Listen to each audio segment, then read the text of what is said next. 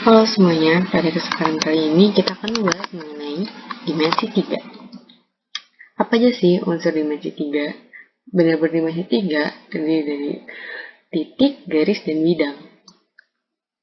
Titik merupakan sesuatu yang tidak berdimensi dan hanya ditentukan oleh letaknya saja. Biasa disimbolkan dengan notan dan diberi nama dengan huruf kapital. Garis merupakan kumpulan atau himpunan titik yang membentuk kurva lurus. Garis berdimensi 1, yaitu dimensi panjang, dan biasanya diberi nama dengan huruf kecil. Bidang merupakan bangun berdimensi 2 dengan panjang dan lebar dan tidak memiliki dimensi ketebalan. Yang selanjutnya kita akan membahas mengenai kedudukan titik terhadap garis dan bidang. Yang pertama, kedudukan titik terhadap garis. Titik dikatakan terletak pada garis saat titik dilalui sebuah garis. Contohnya, titik A terletak pada garis G. Ini yang ini. Dan yang kedua yaitu ada titik terletak di luar garis saat titik tidak dilalui garis. Contohnya, titik B terletak di luar garis H. Yang kedua itu ada kedudukan titik terhadap bidang. Ini sebenarnya sama aja kayak kedudukan titik terhadap garis tadi, cuman bedanya ini terhadap bidang. Nah, ada yang namanya titik terletak pada bidang, itu saat titik menempel pada bidang. Contohnya, titik P terletak pada bidang alfa, dan titik terletak di luar bidang saat titik tidak menempel pada bidang. Contohnya, titik R yang berada di luar bidang beta. Nah, ini bagaimana kedudukan titik A terhadap garis dan bidang pada tulis di samping. Titik A terletak pada garis AB, AE, dan AD. Coba kita lihat. Ini titik A dan ini garis AB. Titik A kan dia terletak di garis AB nih. Dan juga terletak di garis AD, jadi juga terletak di garis AE. Titik A terletak di luar garis titik A. Ini titik A. Dia terletak di luar garis BC, DH, EF, FG, dan lainnya. Asalkan garis itu terletak di kubus dan tidak dilalui oleh titik A. Yang ketiga yaitu titik A terletak pada bidang ABCD, ABFE, dan ADHE.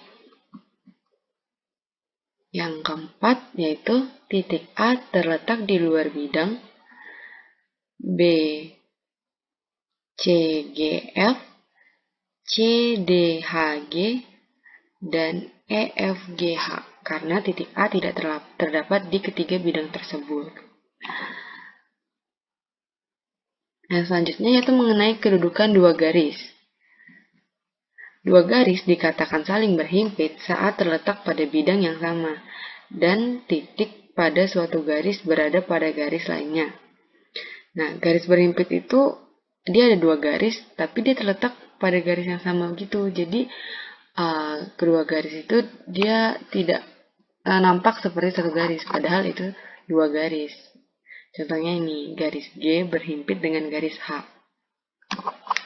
Yang kedua yaitu ada dua garis dikatakan saling berpotongan saat terletak pada bidang yang sama dan terdapat satu titik perpotongan pada garis tersebut. Contohnya, garis A berpotongan dengan garis B di titik P.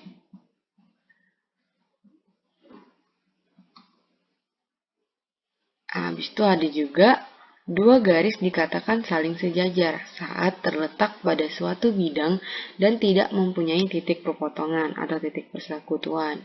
Jadi dia tidak akan pernah bertemu. Dia akan selalu sejajar. Contohnya garis Q sejajar dengan garis R. Yang terakhir ada dua garis dikatakan saling bersilang saat garis-garis tersebut tidak memiliki titik persekutuan sehingga garis tersebut tidak sebidang dan tidak sejajar. Contohnya garis S bersilangan dengan garis T. Jadi garis S dan garis T ini mereka tidak sejajar dan juga tidak terletak dalam satu bidang yang sama. kalau kita lihat dari sisi yang berbeda, ini dia seolah-olah berpotongan, padahal mereka tidak ada titik potongnya, karena itu kan mereka beda bidang gitu. Selanjutnya, kedudukan garis terhadap bidang. Garis dikatakan sejajar dengan bidang pada suatu bidang dapat dibuat garis sejajar dengan garis tersebut dan tidak memiliki persekutuan. Contohnya yang ini, garis R sejajar dengan bidang alfa. Garisnya dia sejajar dengan bidang dan tidak memiliki garis persekutuan.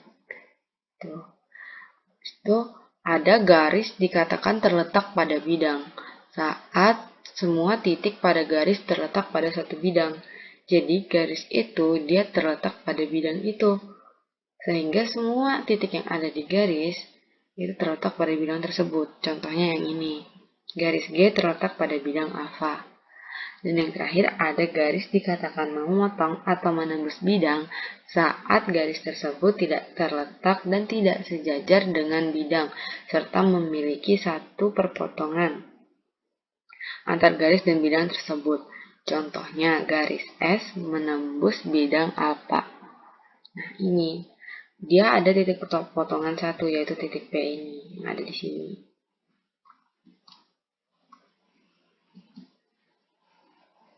Yang selanjutnya ada kedudukan dua bidang. Dua bidang atau lebih dikatakan saling berimpit saat setiap titik pada satu bidang terletak pada bidang lainnya. Contoh, ini konsepnya sebenarnya sama seperti kedudukan dua garis tadi. Dia seolah-olah satu bidang, padahal dia ada dua bidang yang saling berimpit gitu. Lalu ada dua bidang atau lebih dikatakan sejajar saat bidang tersebut tidak memiliki titik persekutuan dengan bidang lainnya. Contohnya, ini bidang alfa sejajar dengan bidang gamma. Dan yang terakhir, ada dua bidang atau lebih dikatakan saling berpotongan saat bidang tersebut memiliki tepat satu garis persekutuan.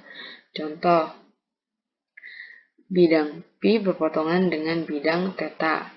Nah, ini kan mereka berpotongan di satu garis lurus ini. Gitu. Dan yang terakhir yaitu ada proyeksi. Proyeksi ini ada proyeksi titik pada bidang dan ada proyeksi garis pada bidang. Sebuah titik yang terletak di luar bidang, jika ditarik garis lurus ke bidang tersebut sehingga membentuk sudut 90 derajat dengan bidang, maka ini disebut sebagai proyeksi sebuah titik ke bidang. Contohnya ini, titik R yang diproyeksikan ke bidang beta. R-aksen merupakan proyeksi titik R pada bidang, dan R-aksen merupakan proyektor atau jarak titik R terhadap bidang beta. Beta merupakan bidang proyeksi. Dan garis R-aksen itu tegak lurus dengan bidang beta. Yang selanjutnya itu ada proyeksi garis pada bidang. Jika garis terletak di luar bidang, maka semua proyektor terletak pada satu bidang. Seperti garis AB yang diproyeksikan bidang alfa. Garis AB yang diproyeksikan pada bidang alfa.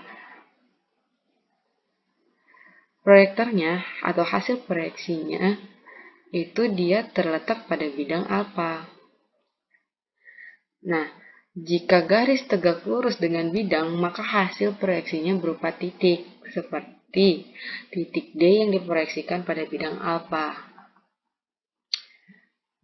Dan yang terakhir ada jika garis menembus atau memotong bidang, maka hasil proyeksinya adalah tuh garis lurus pada bidang, seperti garis PQ yang diproyeksikan dengan bidang alfa. Inti dari proyeksi itu dia harus tegak lurus dengan garis atau titik yang diproyeksikan ke bidang tersebut. Begitu. Nah, sekian dulu nih yang dapat kami jelaskan pada hari ini. Semoga ilmunya bermanfaat dan dapat dimengerti dengan baik ya. Terima kasih.